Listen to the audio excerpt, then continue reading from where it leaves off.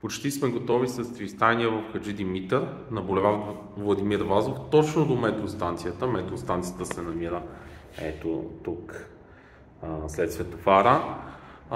Остават просто последни приготовления. Чакаме вратите за другата седмица и ще го обявявам предпродажбено за продажба. Ето това е осветителното тяло, разградена колонка, към телефона се включва, може да се пуска, да се променят светлините.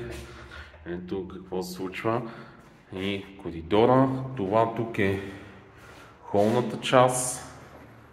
Тук ще бъде дивана, отсреща ще бъде секцията. Ние го продаваме без обзавеждане, като има вариант и за обзавеждането. Тук е мястото за кухнята, а тук за столовата. И ще ви покажа сега и другата спалня, както и банята с тоалетната. Тук е мястото за сушилната, може и граден гардероб да има. И това е другата спалня, която също е с такава лампа с Wi-Fi и може да се управлява от телефона. Бойлера също е с Wi-Fi. Също така искам да кажа. Ако имате интерес, свържете се с мен. Аз се казвам Красимир Попов от агенция TVS и ви желая прекрасен ден.